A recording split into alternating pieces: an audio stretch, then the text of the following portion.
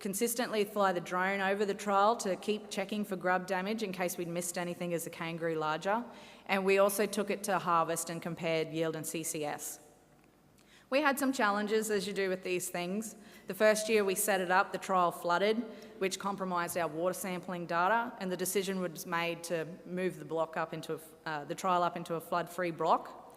We also originally started off with the KPI water samplers, and these consistently failed and just didn't allow us to capture the data that we needed. So in 2020, we had Sugar Research Australia build us some water samplers, and these worked like a charm, and we were able to get our data from the trial. So that's just the yield results that we got out of there. Now, there's no actual statistical difference between yields and CCS. This was a third ratoon crop sort of thing, and after a dry year, Allan and them guys kept it going again, just so we could get some trial data on it. But as you can see there, there's really not much of a difference. Our water sampling data all come back inconclusive. It is there in the magazine if you'd like to have a look at it, but it has been well established in previous studies that lower losses of pesticides occur when lower amounts are applied to the paddock. Allan also informed me the other day there that when it rains, the water has a tendency to run across the drills in that trial and not down the drills, so that also could have been a pretty good a reason why some of our data was a little bit inconclusive.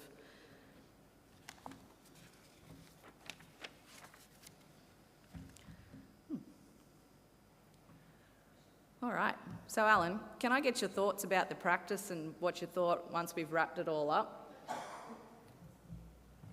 Our main achievement of the project was to put the product exactly where it was needed, not blanket the whole farm or some of these blocks. We've been doing that for years. Many years ago we had a product called Gamixine, was taken off the market, replaced with Suscon, and my father used to had a little wheel on the back of the grubber that used to switch on and off where you thought you needed the Suscon. So gone are them, you can still do it now, but the accuracy we're doing now with the GPS, the EM mappings and all that is second to none, we hope. Yeah. So you guys have applied this practice across the farm where you can? Yes, we do try to do that, yeah. Yeah, all right, excellent. So some of the figures there on the board I just need to point out. So if you had have been imidacloprolating the whole farm, I don't know if that's a word, but I just made that up, so it is now. Hey, Michael's here, woohoo. So yeah, if you had have, applied the product across the entire farm in your earlier systems, which some growers in our districts do, Allan didn't do that, but this is the data that we've worked it off, and then you went and you only put the imidacloprid into the red zones on that map, you would have saved yourself, or you would have had a reduction in your pesticide by about 63%, which gives you an estimated savings of nearly $1,900. So that's based on this farming area. So if you had have been applying the product to the whole farm versus applying the product zonally. So that's what we've gotten there. Allan, do you think you could have achieved these results if you didn't have the rate controller? Not to the accuracy the rate controller can do. Yeah. As most farmers know, when you're putting fertiliser in with the coulter, sometimes you can be going along at 7 kilometres an hour and it'll work, and sometimes you can do it at 12 kilometres an hour. So with the variable rate, as long as the chemical is mixed right and everything's right, it'll accurately put that product to the right amount you need per hectare. All right, excellent. So do we have any questions? If we do have any questions, I'll just bring the microphone over to you. We have got 5 minutes for Q&A, so please use their experiences where you can. As I said, if we can just talk into the mic, just for our streaming friends as well. Joseph. With the application of imidacloprid, you have a rate variability you can actually apply also from 1.05 to 1.44. Has that actually been considered in your application process also? So originally the trial was called variable rate of imidacloprid, but that's not what we ended up doing. So the trial then got turned into a zonal application of imidacloprid. Allan, have you ever thought about putting out a variable rate of the product? Not to this moment, no. So, and is that because you just get the best results at that higher rate? Or you're just covering your bases because we're really only putting it into a zone? Yeah, well, you're putting it in a zone, you're putting it exactly where you need it. So, Yeah. trying to get the best out of the chemical. Yeah. So I guess a few other little things with this trial. Obviously with the trial, we did go in and we did some grub counts and we didn't find anything. But as you can see back on one of the other slides, the trial was sort of surrounded with imidacloprid, and I don't believe, Allan, we didn't have a really big fly that year, all those years that we were doing the trial either. Yeah, that is correct. You're not... The way you get a bit of an idea is if you see how many cane grubs are flying overnight around your house or whatever, especially if you live on the farm. So that gives you an idea. And the last few years, there hasn't been a great deal of flights noticeable. So that's something that we'll sort of continue to monitor at Allan's farm and keep an eye on, just in case we get like a bad year of grubs and all of a sudden they're showing up damage in the areas where we didn't put the imidacloprid. You know, that's obviously not something that we want to see. But so far it's been quite successful. So, any other questions? Yeah, we have one down the back here. How did you do the mapping of the area? Was it by trials? Was it by zone to see whether grubs were active? Yeah, so we EM mapped the farm, and then we had the soil maps as well, sort of thing. So we really zoned in on those areas. We obviously knew that the creek bank with all the trees was going to be a susceptible area as well, so we took that into consideration. And then just to really cover our bases, we extended that zone by another, I think it was 20 or 30 metres, just to make sure that the soil changes, we didn't miss the soil changes and things like that. Did I answer your question, Stephen? Yes. Did you dig up those sites after to see how many grubs are in those areas? And if after the trial, if the grubs have expanded into areas that you didn't treat? No, we haven't done that work yet, but it is something that we're going to monitor. I did do grub counts. What year are we at? We're at 23 this year. I did grub counts in 2021 at that typical time when you would go in and dig up and check for grubs. And like I said, we didn't find anything. We also flew the drone over consistently just in case we missed anything. And that's another tool that we'll be using to monitor this, is we'll keep flying the drones and just keeping an eye on it. Did I cover it? Yep. Excellent. Any other questions, folks? Please feel free. Pick their brains as much as you can. Well, there's big savings. Anybody else? Yes, down the back. At the beginning, you mentioned that imidacloprid is not gonna be able to use that for a long time. What options would be then to fight against the grubs? Which other pesticides eventually? Well, I guess that is the scary thing. If the product gets taken off the market, I don't believe there is another product out there that is effective as imidacloprid, the liquid imidacloprid. This trial is based on a liquid imidacloprid that you would put down every year. The Suscon Maxi, or the long life imidacloprid, will still stay on the market because it is a long life stuff. So you can definitely look at using that. And Allan, you were looking at going down that track as well, weren't you? Yeah, so now with our billet plan, we're looking at putting a variable rate on there for the Suscon to apply it only in the banded areas where we need it. So we should get 3 years out of that, hopefully. And then this product can be used as a top-up. So the other thing in the trial, there was no area done without the product.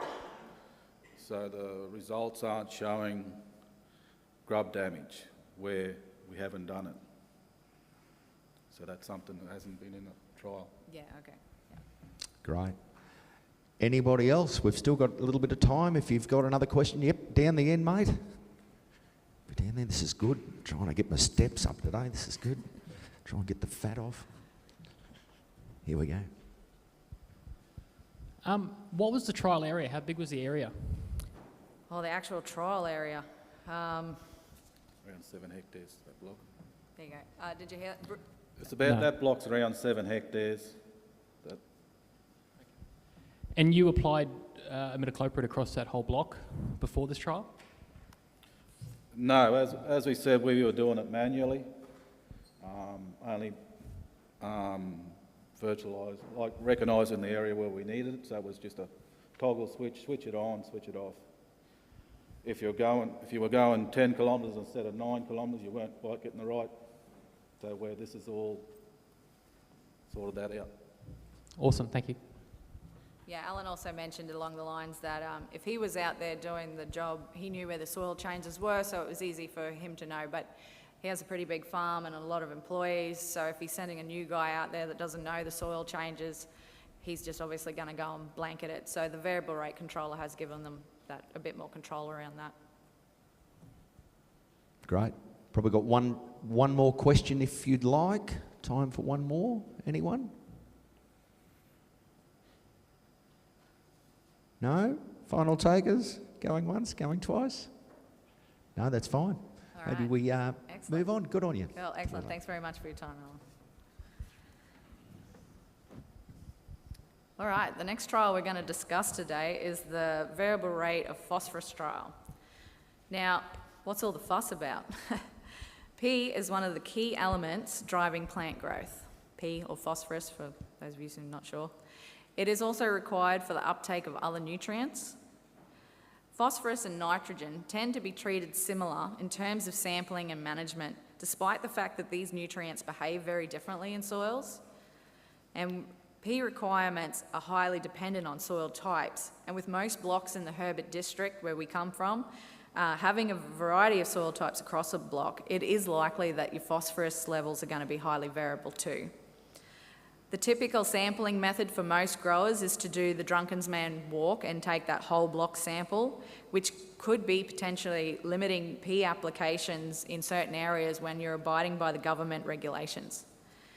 The recent work that has been done in the Herbert district suggests that phosphorus values can drastically different when comparing site-specific soil samples to that regular sampling method. So the aim of this trial was to compare a variable application rate of phosphorus to a broad rate of application rate of phosphorus. And we wanted to see that if applying a variable rate of phosphorus was, one, commercially viable, but we also wanted to compare yield and CCS data to see if we could improve that between the two different methods. We also wanted to show growers the benefits of strategic sampling for your phosphorus, and that it's not perhaps as expensive as you might think it is.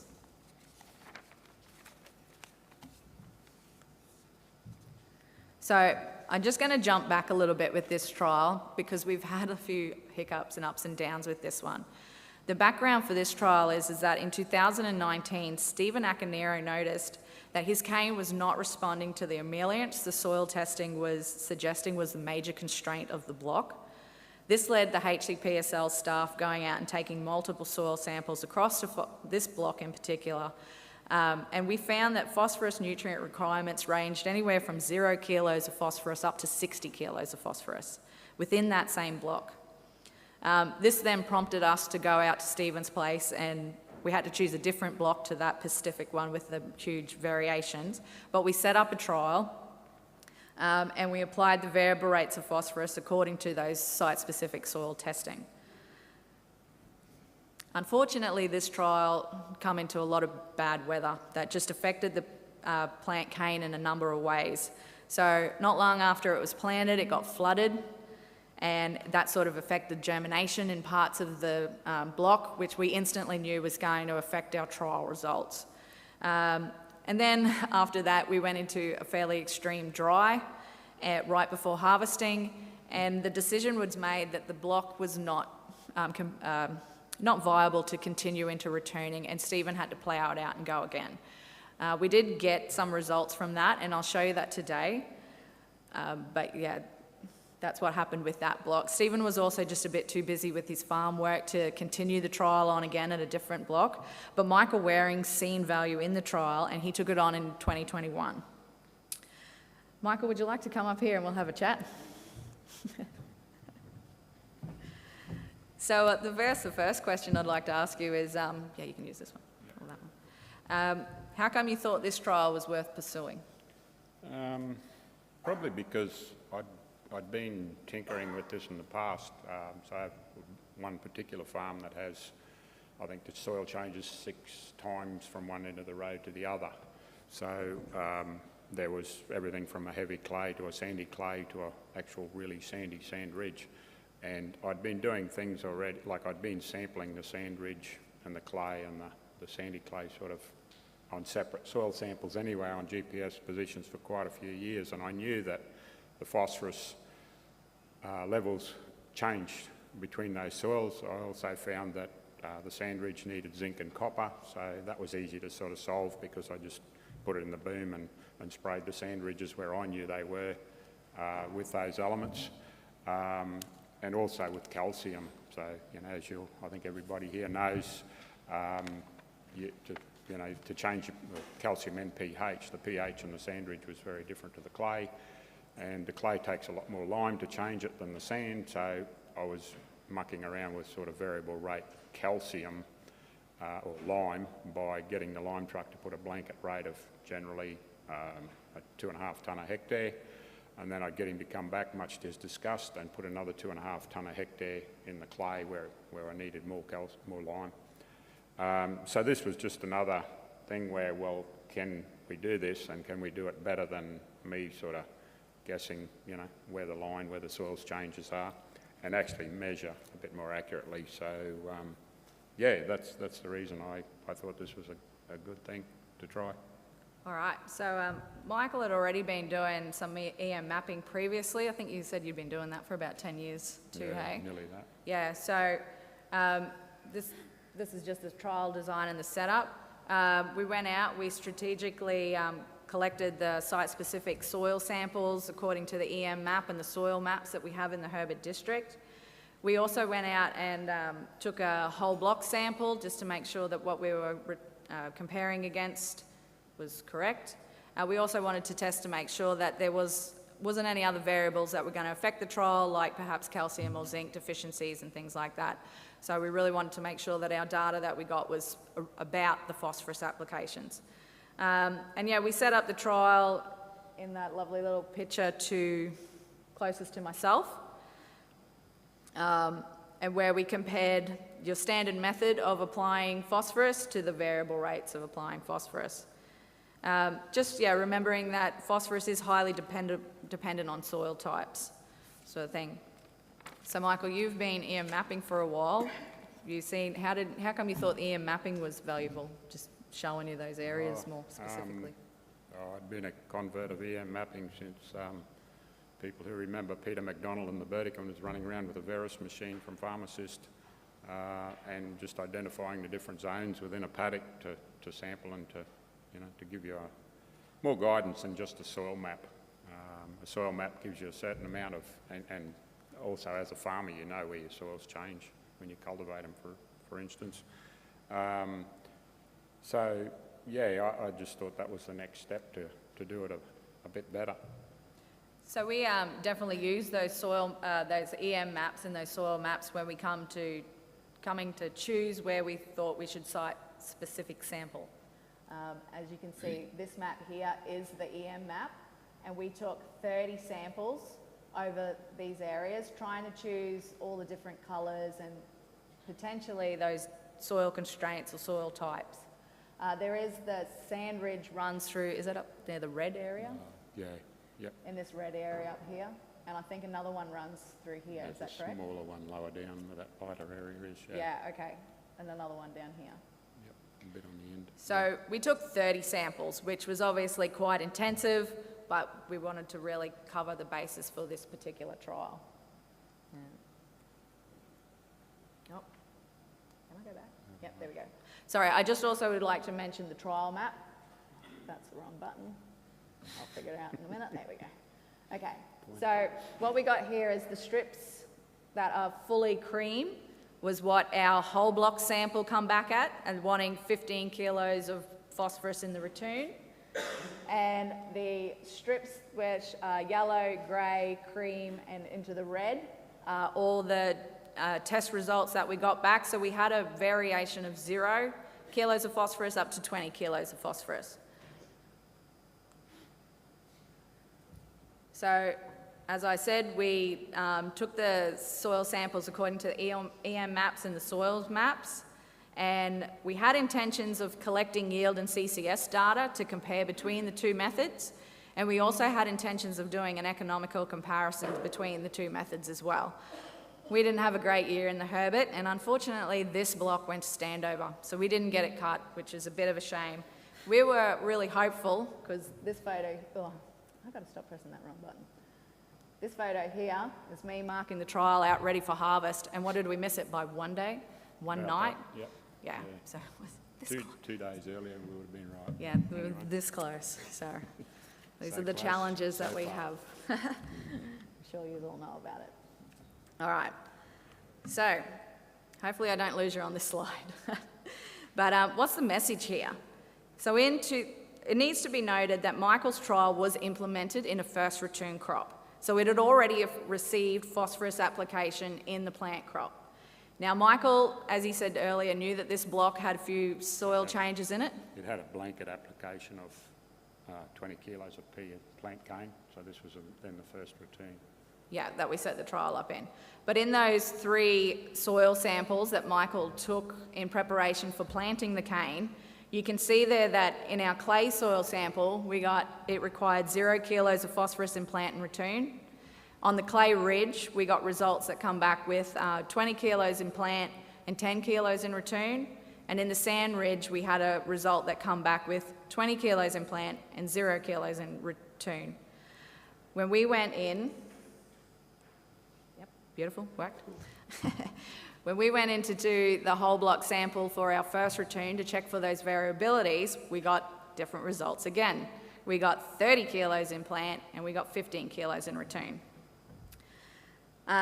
So as Michael said earlier, you were prompted to take those soil samples because of those soil changes through the block. Yeah.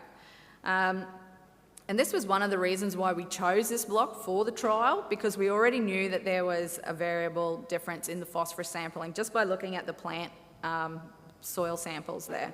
So that the difference, I think, comes about between what Megan got and I'd got the previous year was because I take mine on GPS points so that I can go back to the same one in 5 or 6 years' time.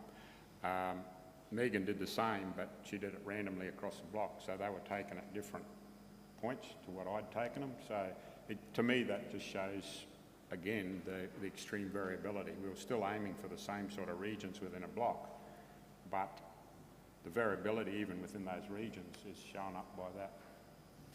Yeah, so, and one of the messages I'm trying to get across here is that even though in our trial we didn't have huge variations of phosphorus, we only had 0 up to 20 kilos, but the block had already received 20 kilos in the plant return, and then we still had areas in there that wanted another 20 kilos and stuff. So it definitely brings up questions around what's the message that we're looking at here? Do we start testing for our phosphorus levels more regularly? A soil test, if you just want to look at phosphorus alone, will only cost you about $50. So is it a viable choice then to take more soil samples in your return crops as we go if you're going to target phosphorus in this manner?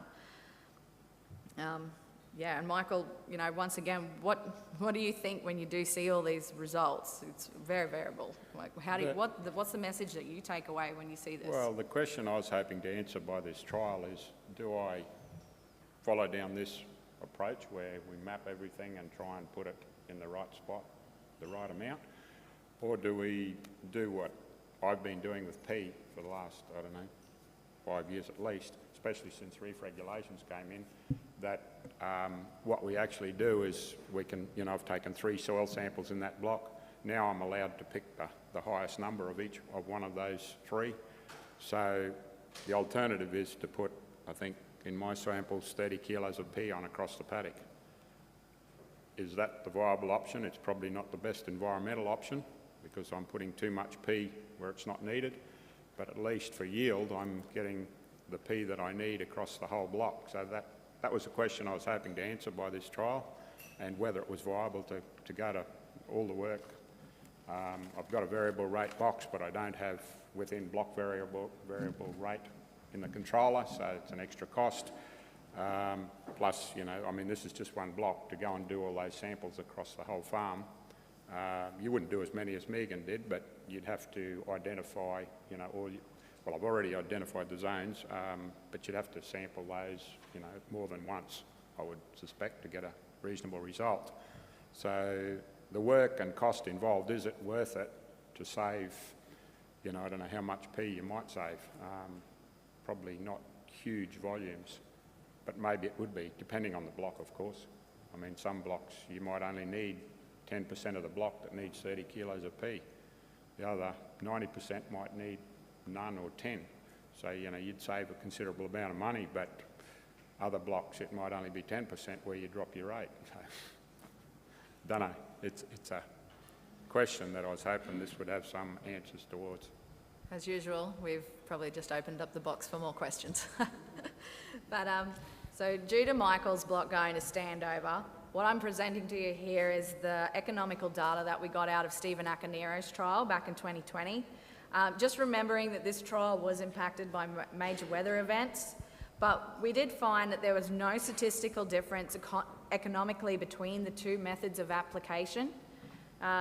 So as you can see there, the blue columns are your gross income, the orange columns are your average harvesting costs, the little grey columns are the average fertilising costs for phosphorus. And there's really bugger all difference there, but technically the variable rate was slightly cheaper. And then the yellow is if you were to subtract all the variable costs. So basically, if you were to subtract the gross income, the harvesting costs, and the fertiliser costs, that's your outcomes in the yellow boxes there, as I can see. So there's no statistical difference when it comes to an economical study of this. This was the harvest data that we got from Stephen's place as well in 2020. As I said, just considering that the trial had some major weather affecting it. But once again, you can see that there's no statistical difference there between the two different applications of phosphorus. So that's that for you. All right, and just to wrap it up. So these trials actually prompted HCPSL to start investigating phosphorus values across multiple blocks and areas within the district. The site-specific soil testing that we found across the Herbert district has repeatedly showed that phosphorus is drastically variable across most blocks and farms in our area. Phosphorus is a major nutrient for germination, and its important for the uptake of other nutrients. And perhaps in some instances, it is being underapplied across certain areas in blocks since government regulations have been implemented. So, is a variable phosphorus application the answer to both the industry productivity and sustainable environmental outcomes, is the question. And I suppose it'd be interesting to see what you guys think about this as well. And Michael, you've done a great job, but just once again, what's your final thoughts on this trial? And do you think you'll be carrying forwards with it, or is it just a bit too full on? I think I'll wait till I get some results out of this, and hopefully we can do this again next year, this year when it gets cut. I mean, the results probably will be fairly meaningless when we cut it this year, being standover, but you know, hopefully we can repeat that again and come up with a result the following year.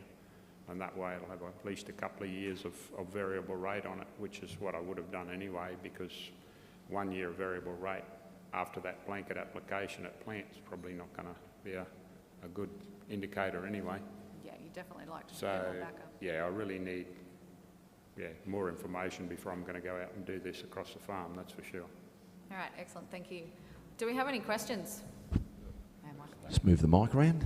Yep, here we go, first one. Did you get a chance to take any leaf sampling just to see if there was any deficiencies there after the variable rate? No, unfortunately, we didn't get around to that. It was definitely suggested that we do that, but yeah, it just didn't get done, unfortunately. But yeah, it would be definitely interesting to see. And I think you would see some differences there if you were to take leaf samples. It was perhaps something, if we can continue to do this trial, it's definitely something that we'd look at. And even, you know, in hindsight, it would have been good to perhaps get in there and we could have done a bit of biomassing by hand or something like that. But yeah, it just didn't happen, unfortunately. But if we kind of continue it on, these are the things we would definitely look at in more detail. One at the back. In my trial, Megan, it was an extreme trial where there was no cane growing at all. Yeah. Subsequently, once we did the variable rate, and we ploughed it out, and when we came back, we had a 95% strike. Oh, okay, right that's really through interesting. the paddock. Whereas before, that's why the reason we took all the tests, because there was nothing growing. There Yeah. was large bald patches throughout the paddock. So the Yeah, okay, following that's- result from applying P at variable rate gave us a better strike into the future. Oh, that's really good to hear. Yeah. So yeah, for everyone who doesn't know, Stephen Acanero is sitting in the back there. He was the guy that we started the trial with. So thanks, Stephen. There we go. Any other questions? Yes, at the back. Go ahead, mate. Megan, when the trial was conducted, did you do any drone flyovers just to see a visual change in colour or anything like that through that whole block on the trial? Yeah, we did actually. We've run the drone over it with the NDVI fairly consistently. Sort of what you always see is the sand patches showing up in the NDVI. So I'm not sure what we've seen in the NDVI was always related to the phosphorus applications. I think what we were seeing in the NDVI was those sand ridges. They always showed up at a bit of a different colour. And I guess it's just probably a moisture content, since NDVI picks up plant health and chlorophyll. So I'd say that was what we were seeing there. Do you have any input on that, Michael? I think the NDVI was picking up other nutrient deficiencies as well, so you couldn't really relate it just to P. So, you know, you're sand, you get a big downpour of rain, you can kiss goodbye to your nitrogen pretty quickly. Yeah, different things, different factors. Probably still got time for one more question. Anyone? Well, oh, down the back. Thanks, mate. Here we go. Did you guys have to do any correction in the soil, such as like pH or other things during the time of the trial, just to maybe make that phosphorus you end up applying more available eventually, or more like easy to the plant to use? So at the beginning, when we did the whole block sample, we did find that the block come up that it was lacking in calcium. So we did apply calcium across the entire block to try and take away that variability. Once we got the trial going though, no, we didn't go back in there and check for other nutrient losses or nutrient tie-ups perhaps. So, but yeah. When I had applied lime at pre-planting, and once again this by doing the grid sampling across the block basically, of multiple samples, we found there were patches there that still were calcium deficient. So yeah, I learnt something out of that anyway. I'm not sure what I got to do about it, whether I just got to pour on more lime or what, but yeah. So Michael, did you say to me earlier that you also have sometimes zinc and copper deficiencies within this same block as well? Yeah, on the sand ridges, yeah. Though we didn't see that in our initial whole block sample sort of thing, so they were fine. I fixed something anyway. All right. So, look, you've still got lunchtime. If you do have further questions, just catch them up at lunch. And if it's all right, we might go on with the next one, Yeah, the last absolutely. one. How are we going for time? Yeah, right on time. So Excellent. you're doing Wonderful. excellently. Thanks very much, Michael. Okay. So our next trial, I'm going to hand over to Bethany Donker. It is about the Smarter Weeds with Drone trial. Unfortunately, Wolfie couldn't be here today, but he was kind enough to give us a video, and I'll let Bethany take it from here. So. Can you just quickly show me which button I'm pressing on this? Alrighty, so that's the change button, and to make the videos work, and that's the pointer. So that's the back button. I'm probably going to use that a lot. All right, thanks everyone. So yeah, I'm Bethany. I might just let Wolfie. Did I do that? That's right. I'll let Wolfie introduce himself now for us as well. Hi, Wolfie Williamson. I'm from the Herbert River District. I manage the farms for Mario Porter, Burnside and McVeigh, and I've been with Mario for about 17 years now in the cane industry and that. Sorry I can't be up there this weekend, but we're just doing a video for you. Okay? Cheers. Fantastic. Yeah, so Wolfie, yeah, as he said, couldn't be here today. Is very sad for it.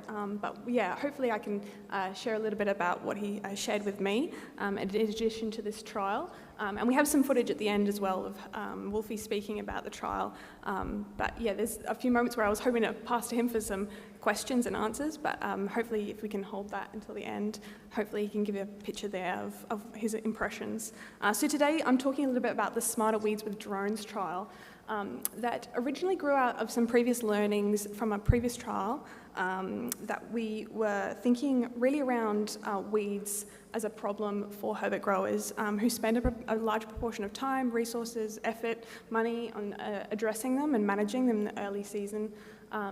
And turning to tools that help us manage these, we looked at a little bit of something with a new perspective, literally, being drones. Drones are, yeah, there's definitely interest commercially within the Herbert region growing, but also what we're increasingly seeing is, and you probably sort of saw it in ads on TV at Christmas time about drones for yeah, if you happen to get one, good on you, you're a new owner of ag tech.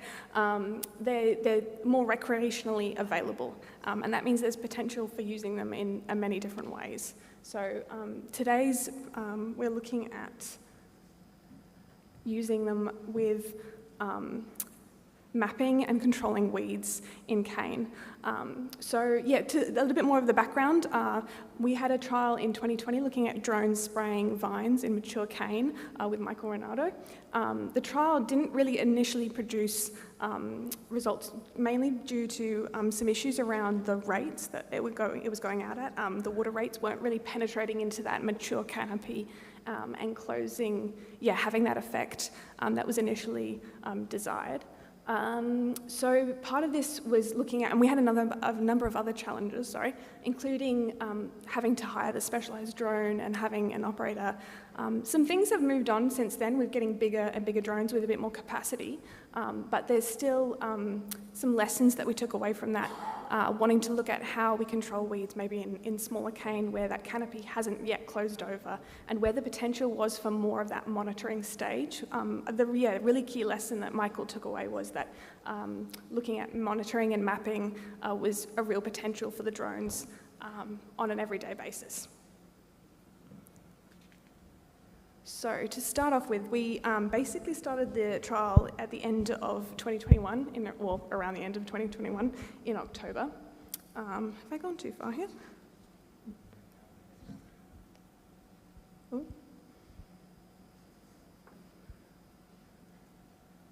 Nope, sorry, I haven't. I'm getting confused. Yeah, so we looked at this block that we had where there was a significant amount of guinea grass already. Yeah, so sorry, to jump back just a step. Wolfie had seen Michael Renato's trial previously, so he'd been seeing some of the spraying that was happening.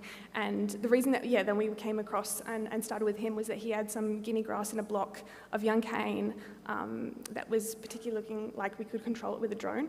So initially we had Rod, our GIS officer, fly the drone over the block in October of 2021 at about, I think, 80 metres. He collected all the images, stitched them together, and then went about going and identifying the guinea grass stools in the images.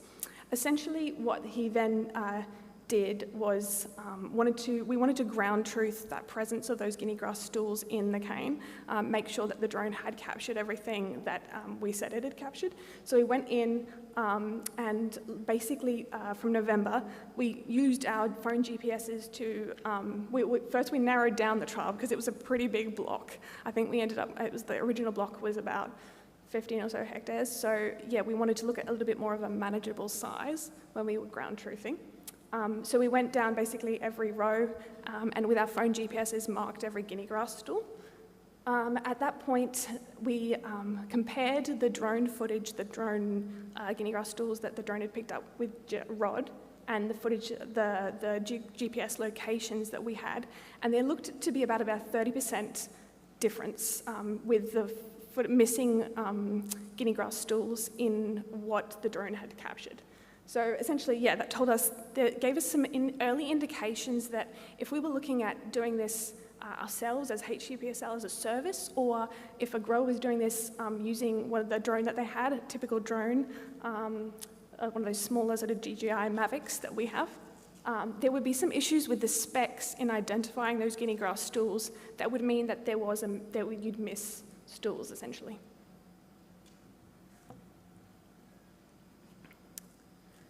So, at this point, after ground truthing, we also included a bit of another element where we looked at some herbicide mixes to control the guinea grass as well. So we created a map with some gridded cells that helped us just sort of frame the guinea grass stool locations in a little bit more of manageable chunks, I suppose, of that block. Then the aim was originally to initially provide that to Wolfie, but we ended up sort of using those grids more as a guide for splitting the trial into 3 sort of mixes that we compared against. So you'll see here that the 3 treatments, the first one is gramoxone barrage, second is gramoxone balance, and the third is daconate barrage. Some results that we have here. So initially we came back in after ground truthing in November and spraying pretty much immediately after. I think it was like the day after that we were spraying.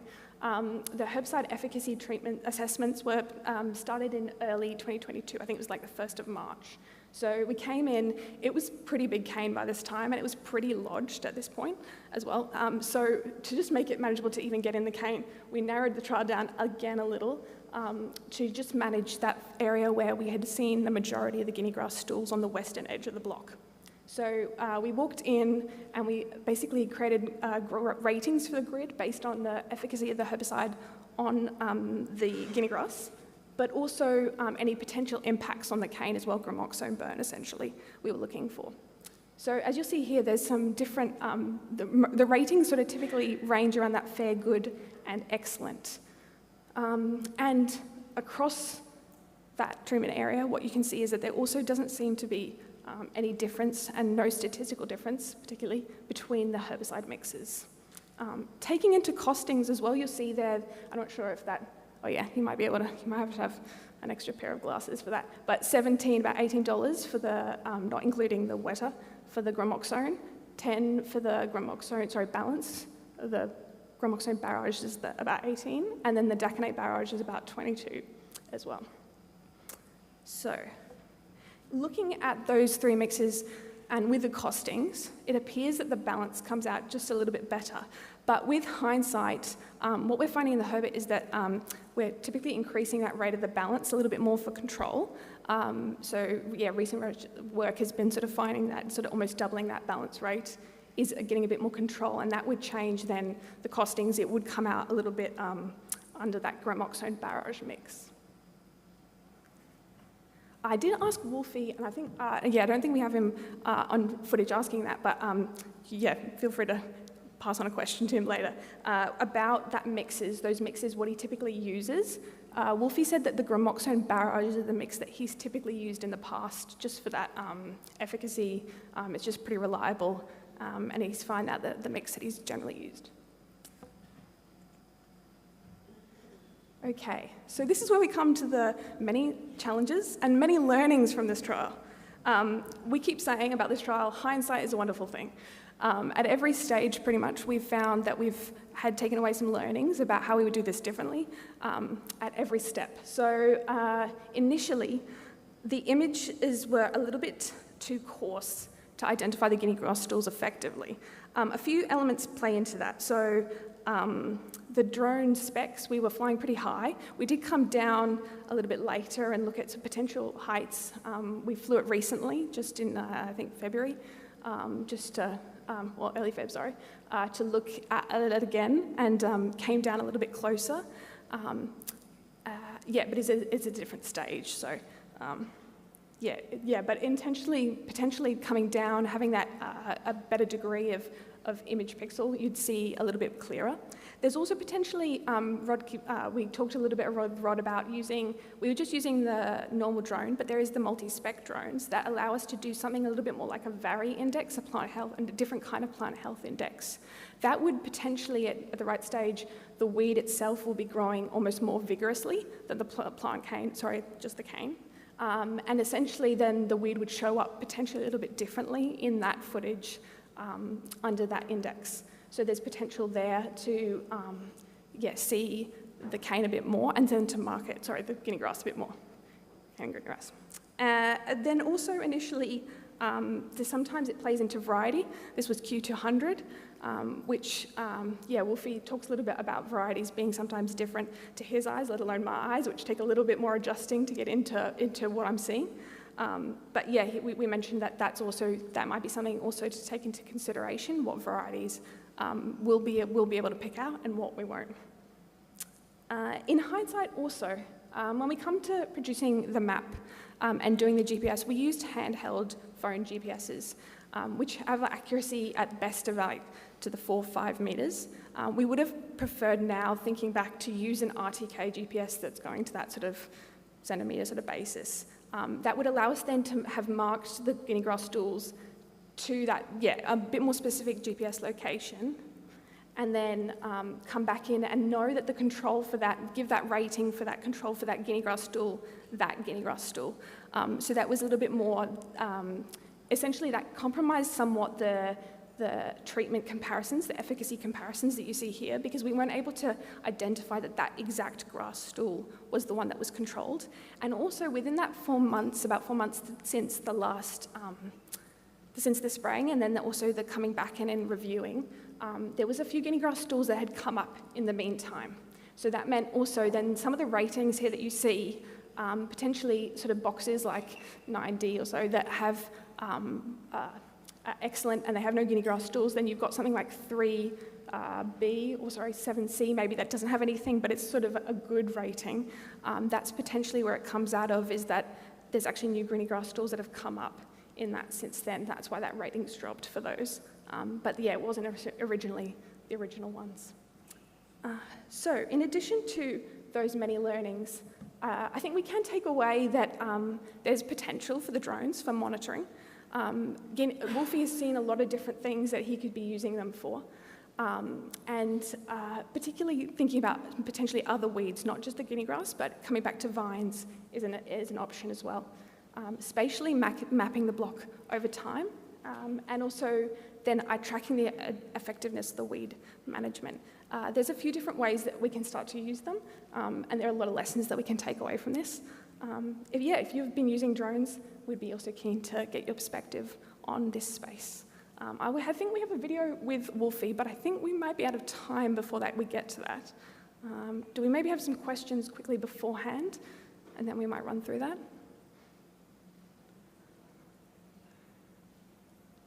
If there are no questions, maybe I will jump into the video.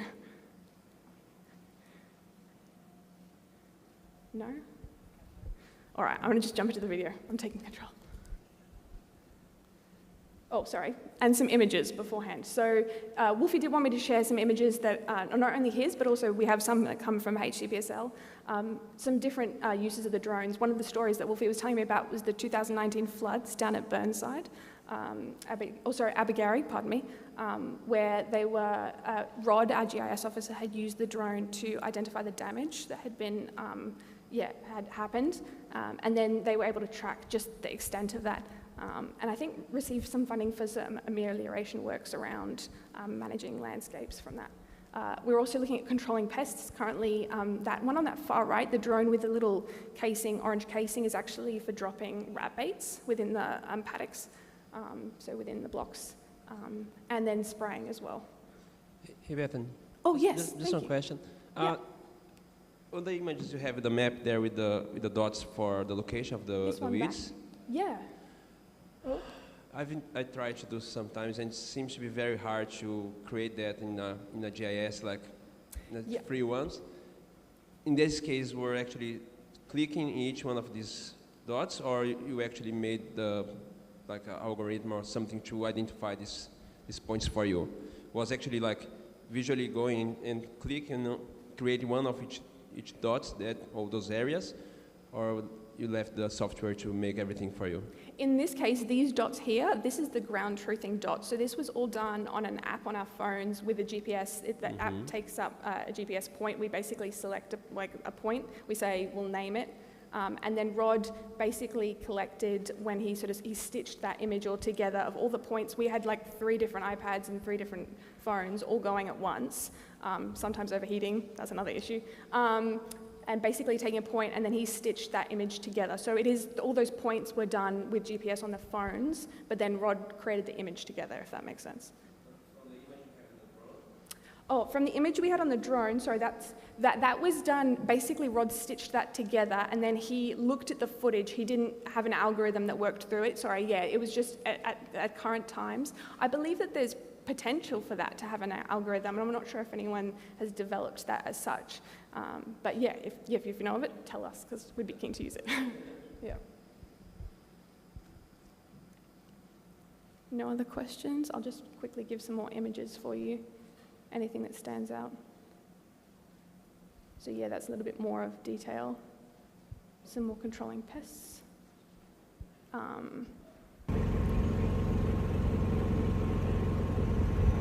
Hey Lawrence, she's out in action. I'm at Mark Zarda's today. We're on about 25 hectares so far. It's been running pretty smooth.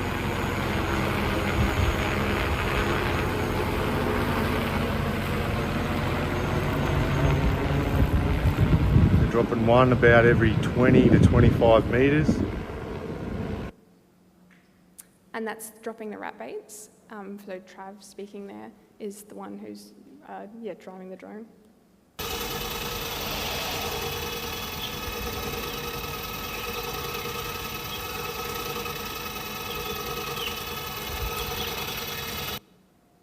And that's the rat baiting mechanism. And that's some control. Wolfie also told me this images on the right, I believe, is a lagoon at Burnside, where Wolfie manages. That they sprayed for hyphenacne. It's had really good control. He was telling me, I think it's a little bit in the video, that he hadn't been able to get there for the last few years because it was so matted, but the drone's been able to get in there and spray. There's also some big crocs, I believe, is that right? So it's a safety thing as well. No risk there, hopefully.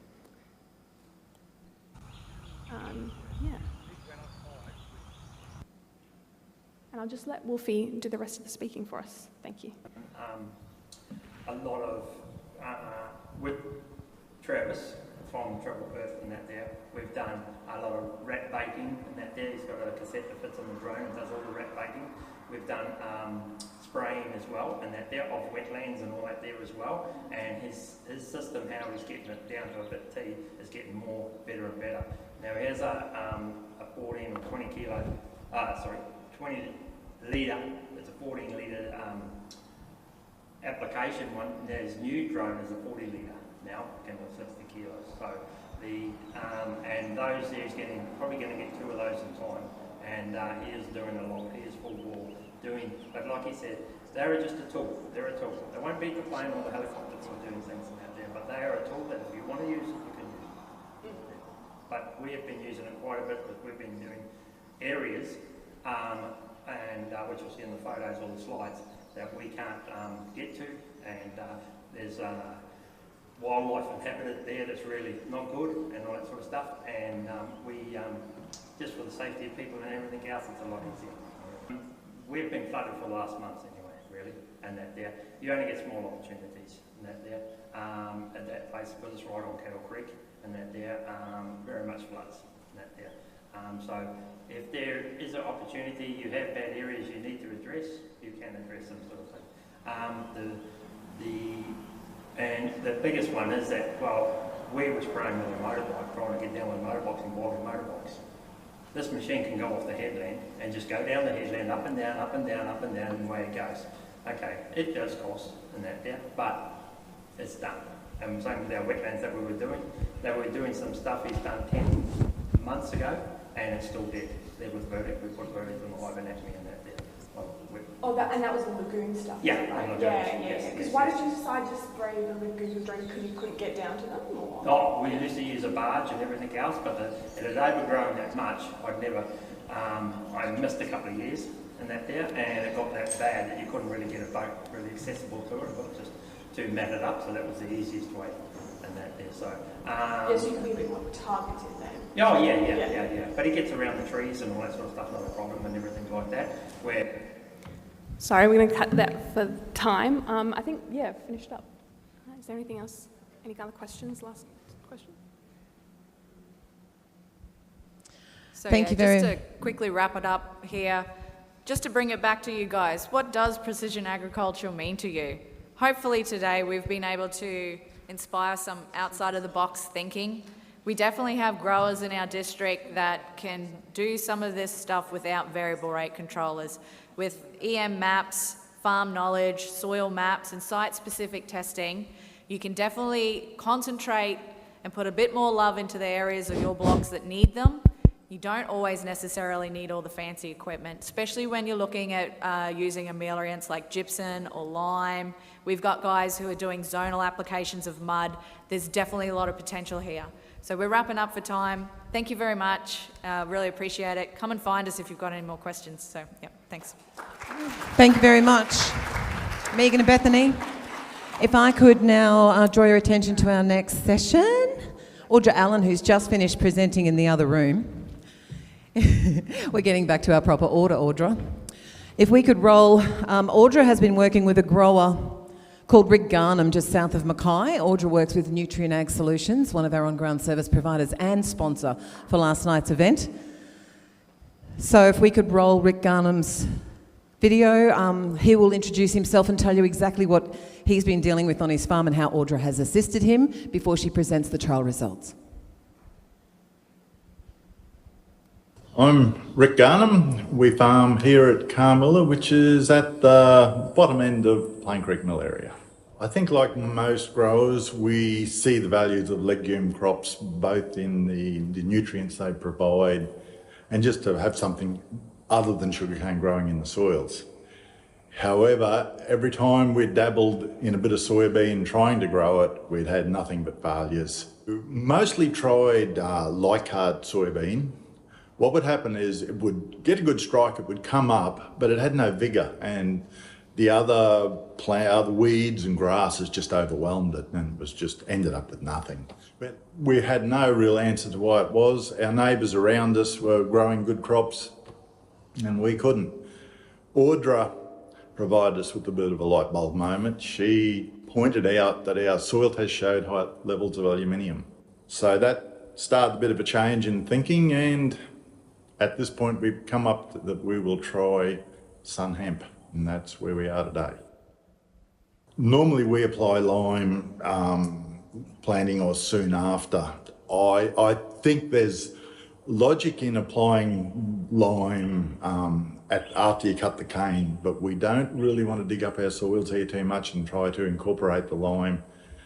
You get big heavy rain, you get 300 mil of rain overnight, it's going to cause a lot of damage, so we want to leave as much as we can the trash blanket and everything intact and apply the lime prior to planting. So it's not available to change the pH and the soil things prior to planting our legume crops. The soil sample's always shown there's always something wrong with the soil. You never get a soil sample and look at it and say, oh, this is perfect. There's always, it needs something, it varies, but we're always chasing some inputs, and new products come on. We're always keen to try them, see if we can get a result.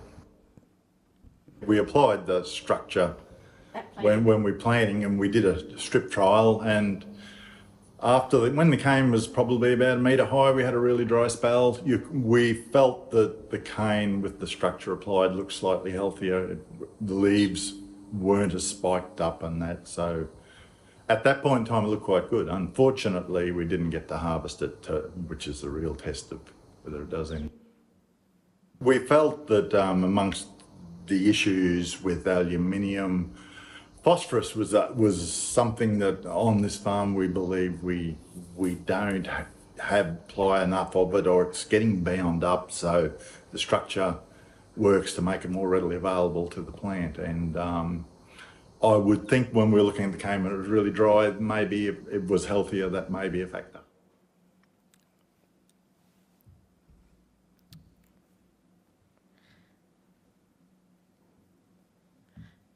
Good morning, I'm Audra Allan and I'm from Nutrient Ag Solutions in Mackay.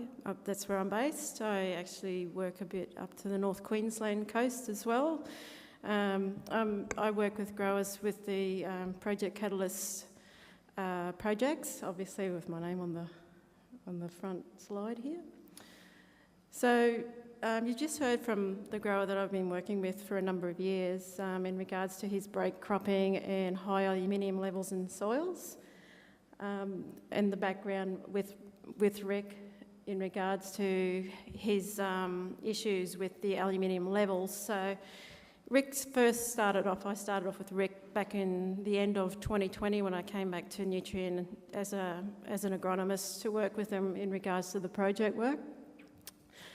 And he had actually got in and at the end of 2020 it was a very dry period and he was looking at actually planting multi-species, but it was way too dry, and by the time that he did get rain, he actually had to opt to putting in some soybean. And as he has already explained, that he got it to about 3 to 4 leaf stage, and then it got overwhelmed by weeds and then started going backwards. At that time, I hadn't started pulling together his nutrient management plans or anything like that, but I asked him that we needed to have a look at his soil tests. So that's just an example of one of the blocks that we were having the issue with, and my suspicions was that we had high aluminium levels that were actually driving the crop backwards. So his aluminium is actually correlated with low pH and high aluminium levels, which is quite common. And as you can see here on the screen, his aluminium, I don't know if we've got a pointer here, I think we have. Aluminium KCI is 1.2, where his ranges were at high ranges 0.5. So he's over double in his aluminium KCI, and then when we went down to the saturation point of 31.4, he's actually 3 times over and above the acceptable levels of aluminium. So you can understand why the legumes therefore didn't go forward. It was actually quite toxic environment for it to actually fail for him. So the learning process for Rick in that process was to get a soil test before he actually planned to go in and do his break cropping and everything else. The other thing was to look at what could we actually put in place of a legume that could tolerate high aluminium levels, because he wasn't going in and putting his lime. He wasn't up to putting lime down prior because he's got such a large undulating country. Some of the water is quick flowing off his ground, and his option was to put his his calcium on after planting sugarcane. So that's why we had to look at something that was more tolerant.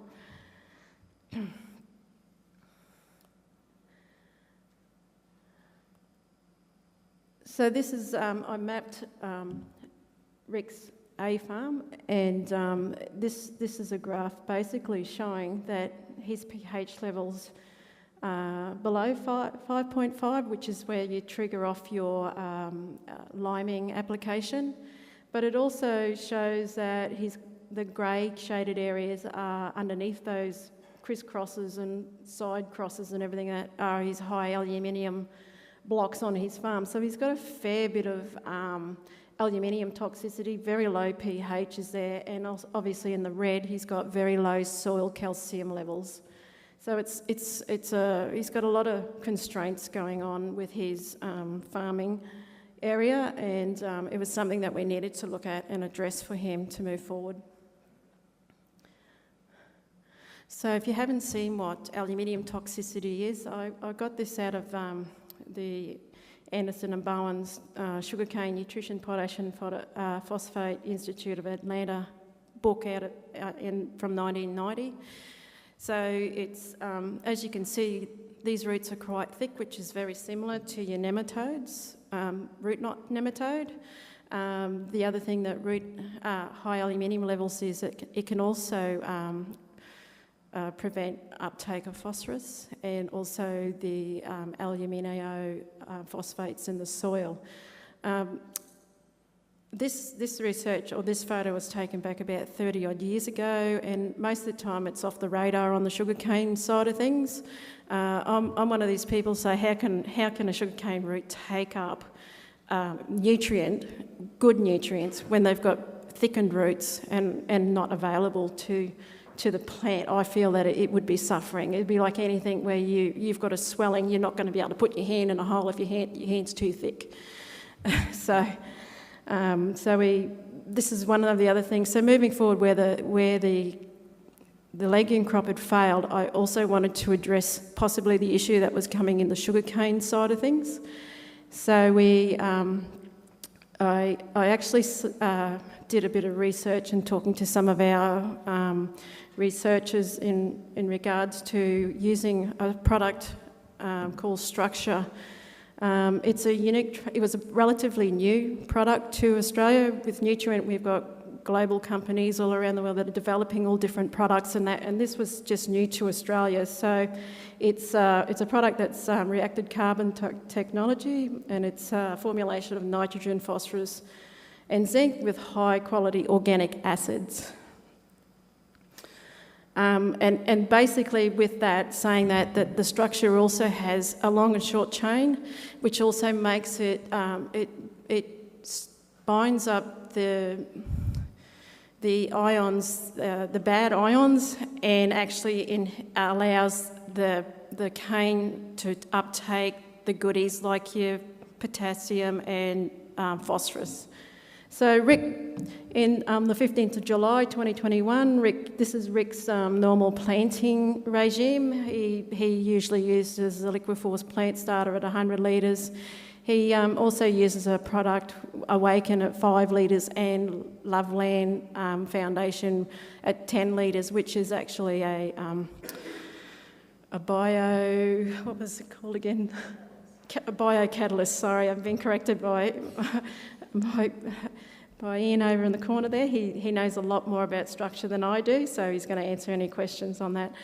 And we actually then decided that we'd do a visual trial. We didn't have the time to put it out into a scientific trial, so we did a visual and we just put some strips in, and we didn't know how much to actually add of this particular product to the planting mixture to see whether or not we'll get a visual response. And we, just by thinking about what we needed, we actually added 10 litres of structure to the hectare into the fungicide tank he uses. So on the 6th of January 2022, this is a photo of these treated strips. We had I don't know if you remember last year, we were having those extreme temperatures, high humidity, up and above 35 and above, and it was so hot. But when we went down to the strip trials where they were, the untreated was actually quite curled up and moisture stressed, and where the structure was well and truly leaf open, it looks like it's got a lot more bigger biomass in those particular trials there, and it was looking far more stronger, and obviously a lot more photosynthesis could have been happening on these days where it should have been powering along and actually growing quite well. So this is still the same trial area, but I went back to the office then and did an NDIV. And that's the strip that we're actually looking at on the photo, and that's the untreated area there. So you can see it's quite predominant and pretty good area of good growth growing in both these strips compared to where the non-treated areas were.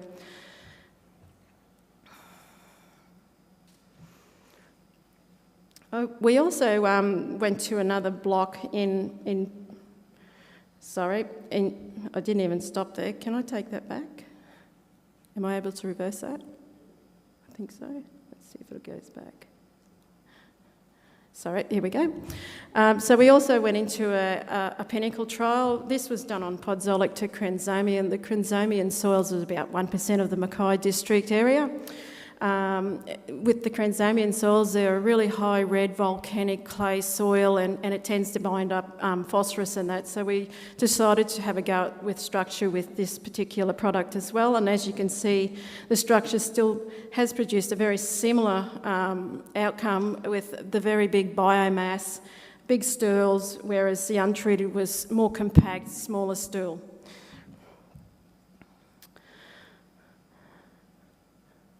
So with Rick, we went with the sun hemp. This was this year. This was on the 6th of January. We went out to Rick. So these were only a week or so old when they first came through on Rick's fallow ground this year. So we opted to plant sun hemp. The other option was to go through to pasture because it would have given him some biomass, plus it was tolerant to aluminium levels, and sun hemp was quite known to be quite robust with it and also provide good organic carbon as well as preventing further runoff into his soil. I've lost my train of thought. It would give him in nitrate fixing and also what he wanted to achieve with his legume crops in the first place. So he's also addressed his pH with using the his Ozcal post plant, and that's not with the sugarcane, with his with his sun hemp, but in his sugarcane plant crops. And by using that, he's also trying to alleviate his aluminium phosphate complexes for sugarcane plant. That's the reason why Rick has actually worked up his ground here. This is the same day, is because when he harvested this block, it was quite badly bogged up and everything due to the wet weather last year. And he's actually got he's formed mounds, and he plants at 1.8 metre row spacing. So, and this was on the 1st of February. When I went back out, we had over 300 mil of rain soon after he planted that, and it's still powering away. And he was absolutely chuffed because he said it's the highest he's ever seen any legume crop grow on his place yet. So he is actually hoping to continue planting his sun hemp. He's planning not to work up his pre-mound his mounds and everything. He's planning to leave his trash blanket, and he's hoping to actually purchase a planter so that he can plant through the trash. As you can see there, he's got a little bit of issues there coming up through with some sedges there, and you can see that the water flow is actually being quite rapid down those rows. So his ideal is to keep his trash there and try and retain that soil from moving off his ground. So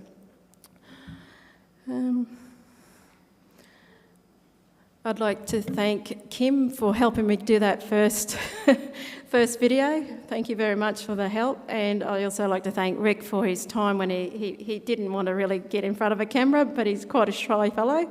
But he's been quite patient with the process of the practice change and trying to improve his soils and his water quality off farm and all that sort of thing as well. Any questions?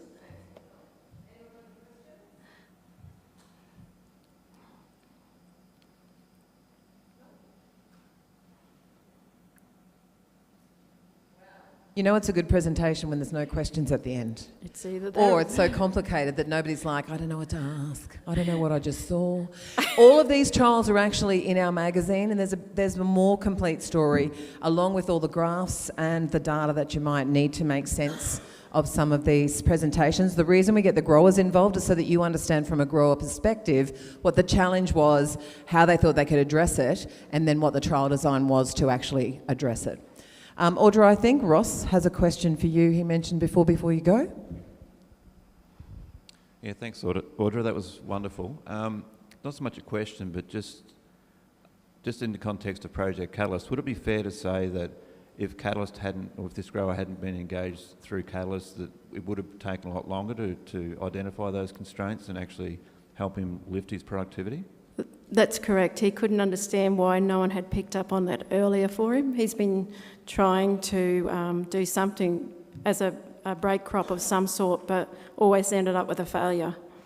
So engaging with us, so basically identified it and sat down with him and explained the role of what this aluminium levels and that could do with him with his break cropping. We have a latecomer to the question party. Santo? Yeah, he would have noticed having high aluminium levels like that in the cane. He wasn't aware of it. Yeah, because he should have noticed, like on the better blocks. He should have been pointed out to him through his soil test, yes, but he wasn't aware of that. I actually had to bring his attention to it. Yeah, because I noticed the sun hemp, I've got high aluminium patches in my farm, Yep. and that sun hemp actually grows very well in high aluminium ground, and it also, with the phosphorus levels, you do a soil test on that, we're talking about phosphorus before, it shows that you need no phosphorus on them soils because it's so much of it there from previous applications, the plants don't take it up. No, and that's why we decided to use structure, because structure makes that phosphorus more plant available and stops all those buffering happening with the long and short chain. What was the liming regime there? What were the recommendations? So his liming recommendation was around the 2 tonne to the hectare, but because he wasn't actually liming pre-plant of any legume or his plant cane, due to the fact that with his rainfall and everything like that, he didn't want to put it on because he'd likely lose it. So then he done it as a post-plant. So I had to address to keep his plant cane moving forward without any tie-ups of the aluminium. Please thank Audra for her time, insight and knowledge. Thank you. No, thank you, Audra. Up next, we have a presentation from the Lower Herbert region. Now, whilst this isn't directly associated with Project Catalyst, there have been some Project Catalyst growers involved, and one of them is here today to share his story. Ellie's here. She's been managing the Reef Farm project under guidance from Sam Marwood, who's speaking in our next breakout session, who founded Cultivate Farms, a succession plan and new management tool for farmers who may not want to leave their farm or have family to succeed to. Ellie McVeigh, thank you. Perfect, thank you, Kim. So I'm Ellie McVeigh, and I'm going to talk about the Great Barrier Reef Finance Project, or we simply call it at HCPSL the Cultivate Farms Project. So as a joint...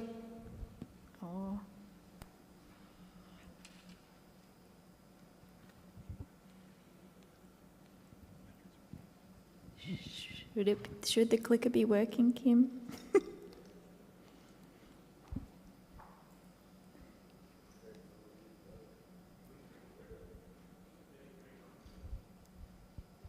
There we go, thank you.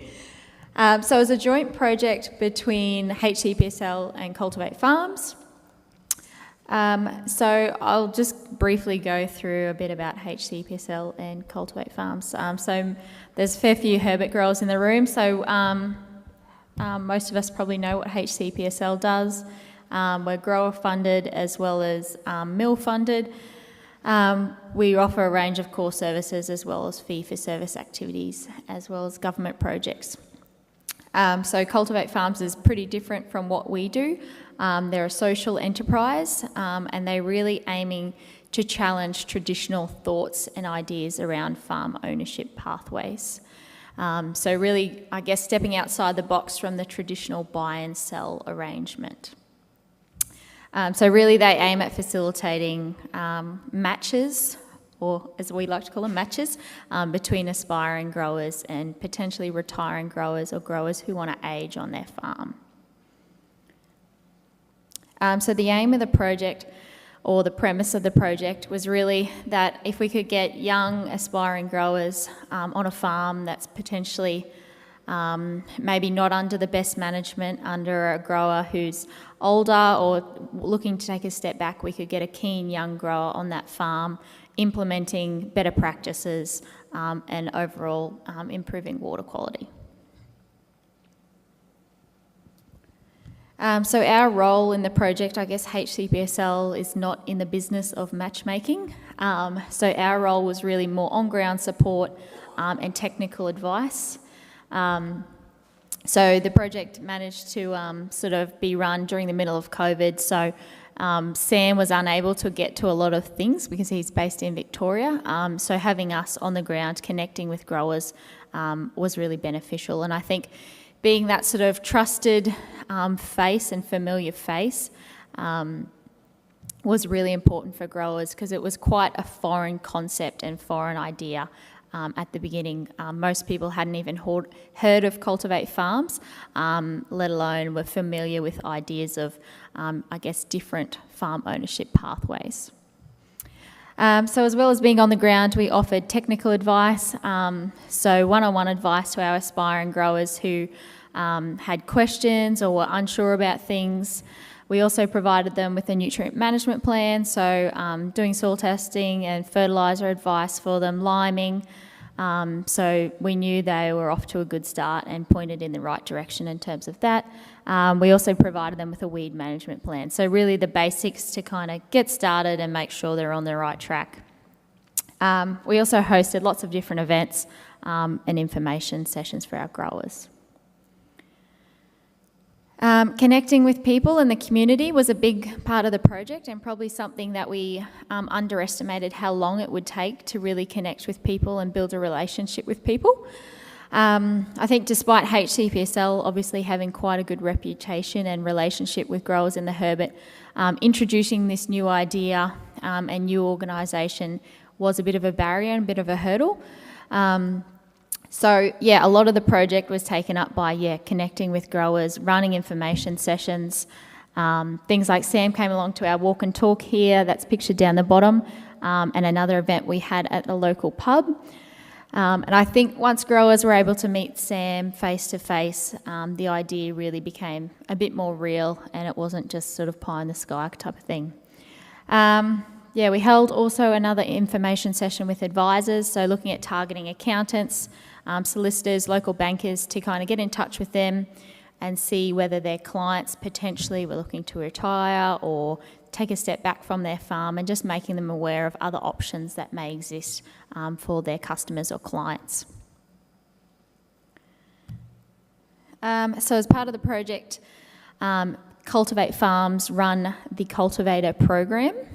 So it's a 12-week program aimed at aspiring growers to kind of give them a farm ownership incubator experience, I guess. So it's Australia-wide, so it was held over weekly sessions online. So the growers would catch up, and throughout the 12 weeks, they'd sort of develop a farm pitch and sort of nut out their business idea by the end of the 12 weeks. So the program included some business coaching as well as networking with other growers who are in sort of similar position. By the end of the program, they developed a farm pitch, which I sort of likened to a Shark Tank pitch or an elevator pitch, a 2-minute sort of presentation about themselves and their business idea, and basically selling themselves or their business to a potential investor or retiring grower. The program concluded with that event, which they pitched to investors as well as industry experts just to get feedback. And as part of the project, GBRF also funded some scholarships into the Cultivator program. So some key achievements of the project. I think at the beginning we really thought we might not achieve any matches because it felt like we weren't really getting across to growers. But it did take time. We did end up extending the project twice. Just because I think this kind of issue is quite emotive and it takes a lot of time and quite careful treading around these kind of topics and issues around succession. So we did have 3 matches, which was really good. They're both all under various circumstances, and Hayden will give you a bit more insight into his match in a second. And I guess we really think the project became a bit of a catalyst for a discussion and conversations around succession planning. And as I said before, it is most of the time a pretty tricky conversation. So if we could start a conversation, or if the project started some conversations, I think we've had success. And we've really just proved a concept works. So I might get Hayden to come up and he might explain his experience in the project and how his match sort of came about.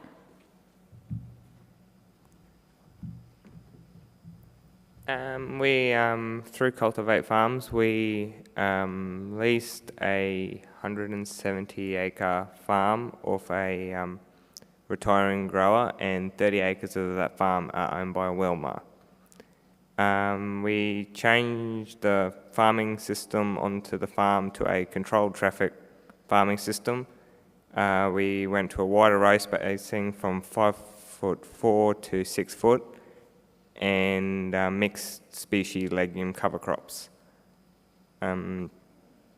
We've also had to get a fair bit of clean seed, cane and new varieties to put inputs into the farming land. Do you want to mention anything else? Or we might finish off with some questions. If anyone has questions for myself or Hayden about the project, or about Hayden's experience in the project.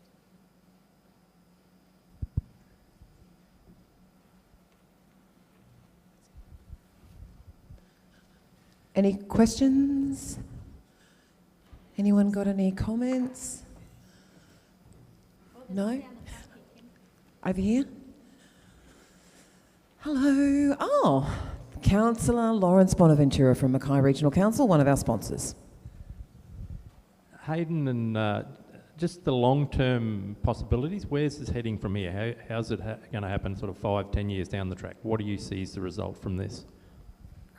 We were just looking at really expanding our farming operations. So we've just leased the block for a set number of years, and then we'll see what goes from there, pretty much.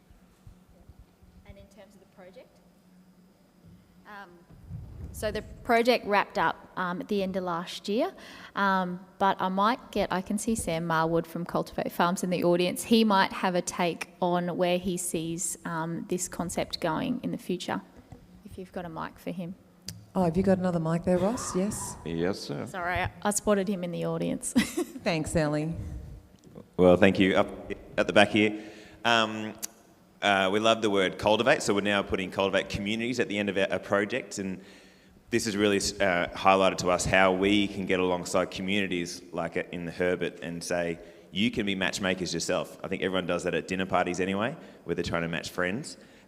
We're trying to encourage community to say, hey, you can match retiring farmers with next-gen farmers. And so what you're saying is in 5 to 10 years you see communities doing these matches themselves to marry up. Great. Yeah, exactly.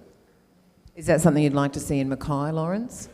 Lawrence has a background in cane farming. The whole Bonaventura family in our Habana region where I live have big cane farms, so that's why I think he's so interested in this concept. We're going to explore it more, as I mentioned earlier, in the breakout session. In fact, Sam's going to run you through how to build an ageing on farm plan. So by the end of this, you're going to have an idea of exactly how to implement and plan one and take one away with you. Sound good? Please thank Ellie and Hayden. And finally, on our program today, last but not least, we have another live grower for you to discuss his challenges and how they've been, I suppose, amended by working with Jasmine Girgentri from Burdekin Productivity Services. Please welcome Andrew Cross and Jasmine. Now, their case study is also in the magazine if you want to read along with it. There will be a lot more detail in there in relation to the graphs and the data out of the trials than you'll see presented, so that might help you understand or ask questions at the end of this session. Take it away, Jasmine. Okay, I'm just going to try and figure out this little thing here. I am Jasmine Girgentri. I'm from Burdekin Productivity Services, and I have Andrew Cross from MH Premium Farms with me today. And we're just going to have a chat about the trials that we've been looking at, nitrogen reduction after a soybean crop and how that affects cane. pull you up. All right, so Andrew, I'll just pass on to you so you can introduce yourself. Yeah, thanks, Jasmine. Good day, everyone. So I'm Andrew Cross, just oversee some farms down in the Burdekin region there. Wasn't a sugar farm originally, from northwest New South Wales actually, so it all happened by accident. But been up there since 2007, and in that time, along with the sugarcane, we've sort of grown every grain under the sun. As I said earlier, probably most of them pretty badly, but a few of those ones there have settled into the rotation as a mainstay now. And this trial's really focused on the soybean part of that, which has been there from day one and has held its own. And there's about 120 odd thousand tonne of cane there now, and the grain areas go up. The 250 hectare summer legume rotation, it's very static. And then the winter grain areas, we just come and go depending on the market. So yeah, that's a bit of an overview. Yeah, so I guess the question is why you wanted to get involved with Catalyst and what your question was that you wanted answered. Yeah. Focus on the next slide there a bit, I think. Sorry, I don't know how to drive that. Yeah, obviously, yeah, so we rotation cropped in all of our fallow area, whether it be for just a single break crop or 18 months up to. And what were we getting out of the legume rotation, and does it impact how much inputs we're putting into our plant cane crop? So hence a trial come about to validate that. That being said, I aim to harvest all of our legume crops there. You know, there's a good financial return in it, in my view. I always say it's almost a % return on asset alone. We can pull out of soybeans at these values, so if we can get it through and get a header over it, it works out very well. That being said, we do green manure infrequently if the timing windows force us to, and adjust accordingly. And yeah, obviously so we just wanted to put a number on that cost saving, I guess, when we do run it through, try to pull some nitrogen out. Yeah, so yeah, pretty much we know that soybeans have the ability to fix nitrogen from the atmosphere through a symbiotic relationship that they have with bacteria. And I guess what we really wanted to know was how much is available after we harvest a soybean crop. So I thought I'd chuck this table up. I don't know if anyone can see it, but it's straight from the Sugar Research Australia's 6 Easy Steps methodology, which is based on a lot of work that they've done along with the sugarcane yield decline joint venture 20 plus years ago. And it looks at how much nitrogen can be reduced based on your dry mass from the soybean crop. So pretty much what we wanted to do was actually biomass sample our soybean crop to see how much nitrogen we could potentially discount and how low we could go below that to see if we would have a yield decline. So Andrew, I might get you to just have a chat about the soybean crop and how it went. Yeah, it was pretty, it all started well, I guess, at soybean crop. We planted the old A6785 variety there, which had been our mainstay up until this year. I think it's about 240 odd thousand established. Pretty reasonably even block, so yeah, it went well. Always sort of aimed for about 3.5 tonne a hectare. We were looking better than that for most of it, I would say. We'd be very comfortable over 4 tonne, given the pod counts that we were getting.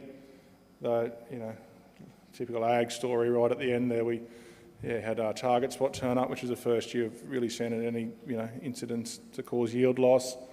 And then had stem fly come in on the back of that and a fair bit of rain, and it all went south very quickly. It ended up grading out about 1.5 tonne clean off that block.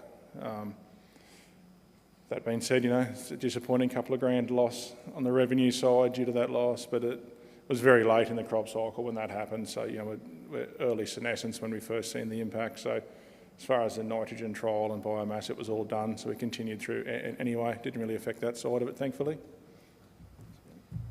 Yeah, so it really wasn't the best sort of situation, but I sort of thought, this would actually be a really interesting avenue to sort of explore because, it's not an ideal situation, but how much nitrogen was actually still in the ground even after we were, the crop was severely affected by a fungal disease and then also stem fly as well. So we ended up biomass sampling the soybeans to calculate that dry mass based on that table that I had up there before. And we worked out that there was 47 kilos per hectare available to the following crop. Now, generally with soybeans, when you're harvesting them, there's a fair bit of nitrogen that is taken away in the leaf matter and in the stems and obviously the pods. So that's generally around the 70% mark. That leaves us with about 30% left in the stubble and the roots. So, yeah, lot of calculations behind that, but that's the number that we ended up working out was still there. Come on. So just a little bit about the trial design. So obviously we worked out that we had that amount of nitrogen in the soil, but we also took the standard sort of soil test as per you're sort of meant to do, and worked out the organic carbon percentage, the nitrogen based on that, and also talked to Andrew about his normal rate that he uses for plant cane. So we ended up coming up with a control rate of 170 kilos per hectare of nitrogen. That's the pink one that you can see there. Then we ended up differing that by 30 kilos per hectare, so we've got 140 and 110. Now in the Burdekin, 110 and 140 for plant cane is quite low. 170, 160 is generally the average sort of mark. So yeah, Andrew, how did you feel about these rates? Like obviously they're fairly low, but didn't scare you too much? Yeah, gut feeling was, the 140 would be interesting to see, and so I wanted the bottom rate to be low enough that we'd see it visually within the crop, not just in the trial, the harvest data. So gut feeling was 100, 110 kilos. It looked like a pineapple, but didn't quite get that bad.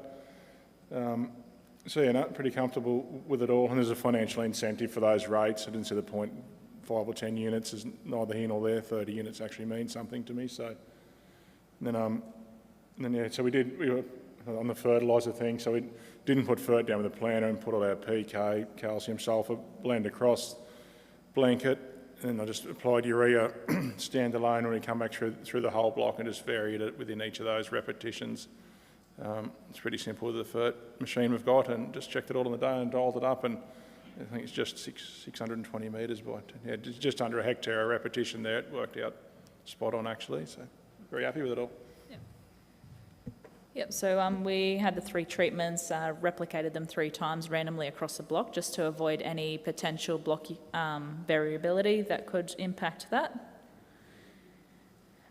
We did a bit of plant cane biomass sampling in the around 8 to 9 month stage, which was awesome because it was like November and stinking hot. But what we did was pretty much to try and see if there was any deficiencies happening at an earlier stage. And what we actually found was quite interesting. The lower rate of nitrogen, the orange bar, actually had the best uptake efficiency of nitrogen. And we don't actually really know why. Could be random variation, but it seems to be somewhat almost significantly higher. But in saying that, what we sort of gather from that information is that the more nitrogen that we put on didn't necessarily mean that more nitrogen was taken up in the crop. So this sort of says that there was enough nitrogen within the system to actually supply enough at that point in time. So we're quite happy with that result, sort of made us sort of ease at mind that we had enough there and we weren't going to see too much yield decline. So come to the results. So we harvested the cane at 15 months old. Just quickly explain this graph. So we've got the colour bars are the averages, the orange is your low, the blue is the middle, and the pink is the sort of high.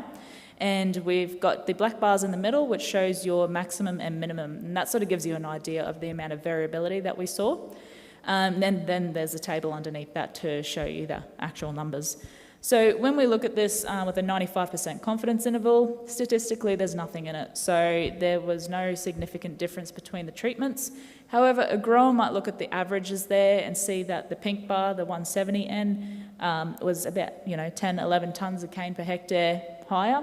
And for them that might be significant to them in their farming, and that's cool. The variability of that treatment was also less. So could be down to block variability, or there was just it was more efficient at taking up nitrogen. CCS, again, statistically, there was no difference there. The middle treatment had a very, very close range of CCS. For whatever reason, not exactly sure. There's a bit of variability in the other ones, but that's sort of to be expected because this trial was harvested over 3 days, so can vary a little bit there. Another thing we noticed was, I've got here plots 1 to 9. You can see as we progress across the block that the tonnes of cane actually increased and the CCS decreased. So in talking to Andrew, he's saying that the soil type tends to get a bit lighter as we move across the block, which probably explains what's going on here. So there was something going on with block variability. What did you think about those results? Yeah, it wasn't a surprise at all. I guess we visually see the same thing every year. I said earlier, it goes, the block sort of slopes up towards the riverbank and gets lighter as it goes. Closer to the riverbank, generally yields higher. As a graph is a perfect cross profile of that block, I reckon. Unfortunately, the CCS goes inverted the other way as just get higher percentage of degradation and the pest pressure increases up there. So wasn't surprised at all, to be honest. All right, tons of sugar. So obviously, because there wasn't really much in the CCS and tons of cane, it doesn't really hold anything different other than not really much difference. But a grower might look at that and go, yeah, there's 1 tonne of sugar difference between the lowest and the highest rate. The dollar return graph is just a cane price formula with the price of cane at that point in time, a basic cost for harvesting and levies, and the price of urea also at that point in time, because it's almost doubled now. But yeah, what we saw from that was that the middle rate had the highest dollar return, in saying that it also had the most variability. So it's just something interesting and to take into account, I guess. Each person's going to look at that differently. Oh, I did it again. You go, you talk. No, I was going to say, I wasn't really surprised on the last one there at all. Did mention earlier, it's the revenue per hectare is the acid test out of all of it, which sort of sums it up. And it's just had very little variation there. It has a cash flow impact though, so always something to keep in mind. An extra 10 or 11 tonne of hectares, an extra $100 out. If we read on that now, the cost of nitrogen would even change it a little bit further, lever it up a bit. So there's over $3 a unit now, I know. So, but that being said, we see the variability there, and that the higher N rates didn't make us question whether there's a bit left in the ground, so whether we'd see an impact in our first return. So thankfully decided to run it through. But you want to talk about it, or didn't vary it? Yeah, so because Andrew was sort of questioning, is there going to be a residual effect from reducing those nitrogen rates earlier on? We decided to carry it on for another year. That way we could sort of really put to rest the question that the yield is going to decline in the later returns. So what we did was we blanket applied the fertiliser across the block, so there was actually no variation in nitrogen, but what we did was just harvested the plots as we did in the first year. So what we got out of that was that, again, there was no statistical difference between them. So all of them maintained yield. The averages are all very close, probably closer than the plant cane. CCS, again, showed that there was no real significance there. They were all around that same sort of range. What we did see again was, as we moved across the block, tonnes increased, CCS decreased. So that really sort of solidified in my mind that there was more a reaction to the soil type and probably even pests and that sort of stuff, rather than a response to nitrogen that was influencing this trial. Basic, again, tonnes of sugar, because there's no variability, there's no variability in that. And the dollar return is exactly the same formula, but obviously taking the nitrogen out of account because there's no variability there. So Andrew, for yourself, how did you feel about those results? Did that sort of put your mind to rest? Yes, I guess it's a sort of validation that we were putting the right amounts on, and we weren't overspending. It's surprising, obviously, that's gross revenue there with only fertiliser and harvesting. There's a bunch load more cost to come out of that, unfortunately. Otherwise, we'd be doing very well. But it's interesting the amount of cash flow reduction we could have, but still generate the same P&L was an interesting thought. We don't need to spend the extra dollars just to get the same result, really. Yeah, it's very, very close to that there. So. Yep, so just in conclusion, summing up the main points, it was important to do the biomass sampling to sort of figure out how much nitrogen was in the system and how much nitrogen the plant cane was taking up at an early stage. So it was really good to reiterate in our minds that there was enough there, and obviously the results showed that. So tonnes of cane, CCS, tonnes of sugar, no statistical difference in the different nitrogen rates. Productivity-wise, again, a grower might look at that and interpret that differently, but when we're looking at those graphs there, statistically, they're all around the same sort of space. In saying that, it's important to keep in mind that each year is going to be different, and if you have got a soybean crop in, to take into account the climate or the rainfall, particularly at that point in time. Because if you get excessive rainfall in between harvesting your soybean crop and planting, there's a chance that there might not be as much nitrogen within the system. Also, your management, your soil management, how you're cultivating, that sort of thing that can impact it as well. The crop health as well, like we had that unfortunate event of target spot and stem fly, but we still pushed on with the trial, and it sort of showed that we could still get a fair bit of nitrogen out of that crop to supply for the cane. So there's a lot of little things that you got to keep in the back of your mind, but this probably shows Andrew that on his farm he has more confidence to be able to reduce nitrogen without the worry of yield decline after a soybean crop. So if there's any other closing points? I think you said it pretty well, Jasmine. So yeah, it's good feeling to knock it's at $300 in fert and harvesting out, still generate the same gross revenue. It's just a bit of really see it just as validation and pretty confident now with nitrogen. And yeah, personally more interested in other pressures on CCS. They're the bigger levers on profitability. Now I'm sure we're applying the right amount of nitrogen at least anyway. Cool, that's us. Thank you. Well done. Please thank them.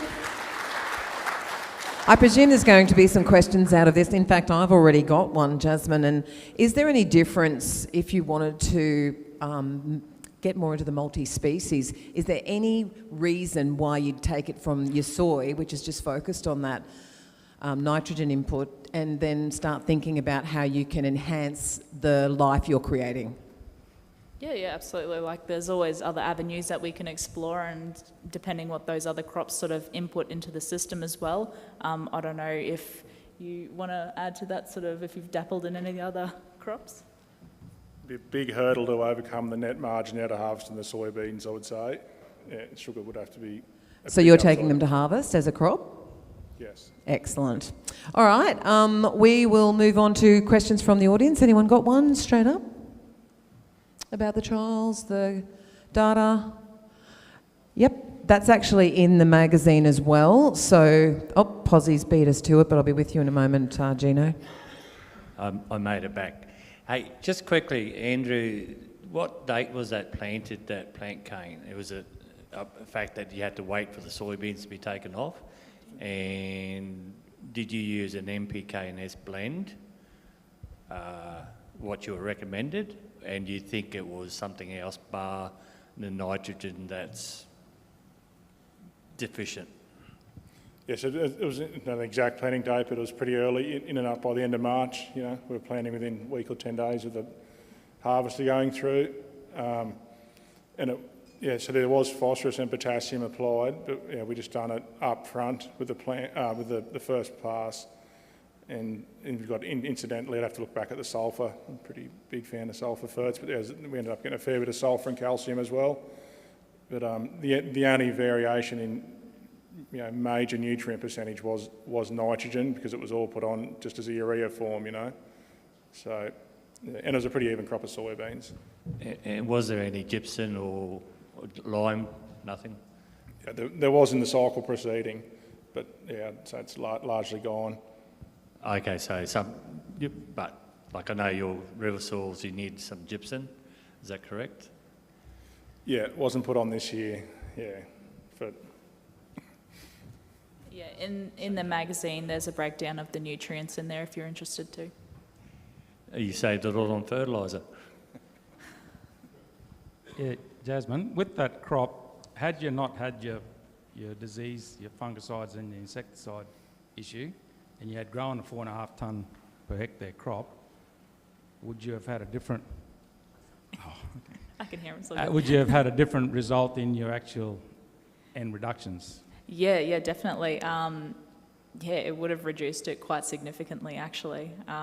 Because, that was working on an organic carbon percent of 0.76, so the starting rate is 210 kilos of nitrogen, and we discounted from there. So if it were... not affected, and we got a different result, we could have definitely varied those nitrogen rates a lot more, yeah. Because a lot of the farmers now are growing soy, maybe not to take to harvest. We may not have the harvesting conditions as the Burdekin, if that crop was incorporated, what would we be down to with our N? Off the top of my head, it would be around round number 90 kilo reduction straight from that baseline. So yeah, already it's a fair whack straight up. Yeah. Thank you very much. Anyone else have a question before we conclude this session? Going once, going twice, 3 times. All right, please thank Andrew and Jasmine. So we do have a couple of announcements now, and that is, firstly, the next session will be back in the same rooms as we are now, so please return to this room after lunch, and the other group will return to the other room. You can use this room to eat if you want to come and sit down if you've grabbed a plate of food. There are drinks